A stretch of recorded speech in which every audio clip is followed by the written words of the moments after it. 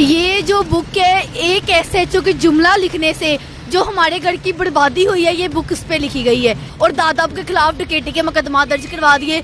मामला क्या हुआ, इंसाफ क्यों नहीं मिला? हमें किसी ने नहीं पूछा, पुलिस के खिलाफ एक्शन नहीं हो रही। अभी तक हमें नहीं सुना जा रहा। गिलगित तक हम मोहतरमा मरीम नवाज शरीफ साहिबा के साथ हैं। उनका मुश्किल वक्त हमने साथ दिया, हमारा भी मुश्किल वक्त है तो हमें हमारा भी साथ दें। ये जो बुक है, एक एसएचओ के जुमला लिखने से जो हमारे घर की बर्बादी हुई है, ये बुक उस पे लिखी गई है कि एक एसएचओ ने लिखा कि वकुआ होना पाया गया, ये जो वकुआ हुआ ही नहीं था, इस पर ये पूरी बुक लिखी गई है। अच्छा, ये वाकया था क्या? क्योंकि ये एक वाकया झूठा है, वो झूठा वाकया एसएचओ ने आपके दादाजी पे कैसे इम्प्लीमेंट कर दिया? जो Usman Zafar constable patrolling police था और एसएचओ दोनों साजबाज मिल गए और दादा के खिलाफ डकैती के मुकदमा दर्ज करवा दिए कि 1 तोला सोना चेन और 50,000 रुपया लेके फरार हो गए। सजा ये थी नाजरीन कि इसके दादा अबू ने 2,000 रुपया किराया लेना उस कांस्टेबल से, ऐसे ही है? बिल्कुल ऐसा ही है। अच्छा, उसके बाद जब एसएचओ ने ये बर्बरियत दिखाई, ये भी उसके अपने डिफेंस में गए कि भाई ये सारा मामला गलत है, उसके बाद आप 4 से 5 साल हो गए ऐसे जलील हो रहे हो, मामला क्या हुआ, इंसाफ क्यों नहीं मिला?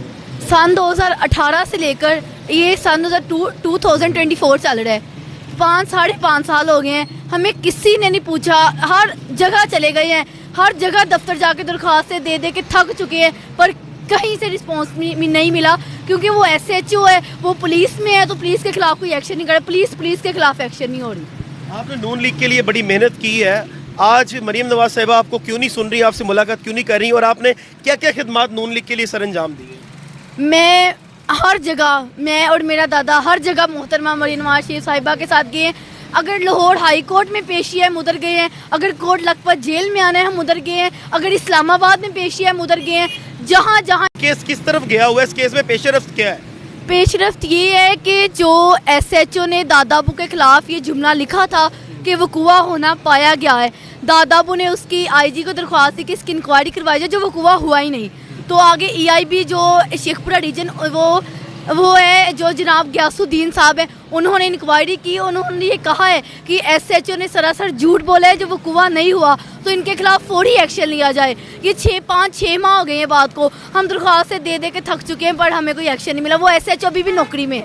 एसएचओ इतना बड़ा कोई वहाँ पे क्या कौन लगा हुआ है जिसके जो आला अफसरान कह रहे हैं कि इसके खिलाफ एक्शन होना चाहिए, लेकिन उसके खिलाफ एक्शन क्यों नहीं हो रहा? वो हसन इमरान एसएचओ था उधर सिटी सांगला हिल में था जब सन 2018 में। उसके बाद 3-4 साल बाद हमने ये इंक्वायरी, उसके बाद इसकी रिपोर्ट आई है कि इसके खिलाफ एक्शन हो, पर अभी तक कोई है, क्योंकि वो पुलिस में है। पुलिस का फिर वो आपस में मिल जाते हैं, तो हमें कोई। आप चाहती क्या हो लास्ट में ऐसा कि ऐसा क्या हो कि आपको इंसाफ मिल सके? मैं आईजी पंजाब से भी अपील करती हूँ कि हमें इंसाफ दिया जाए, और मोहतरमा मरीम नवाज शरीफ साहिबा से भी अपील करती हूँ कि हमें इंसाफ दिया जाए। उनका मुश्किल वक्त हमने साथ दिया, अब हमारा भी मुश्किल वक्त है, तो हमें हमारा भी साथ दें।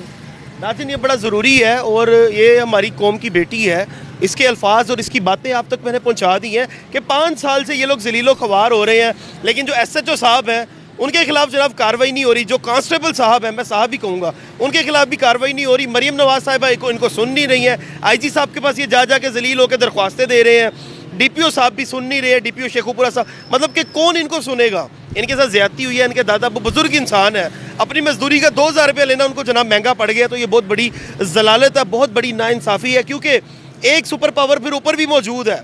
अगर आप इनका साथ नहीं देंगे, अगर आप इन तक इंसाफ नहीं पहुँचाएंगे, फिर अल्लाह की लाठी बड़ी बेआवाज़ है, और अल्लाह की जो पावर है वो पूरी दुनिया पर गालिब है। क्योंकि अल्लाह की लाठी जब पड़ेगी, उसके बाद जनाब फिर नानी याद आ जाएगी।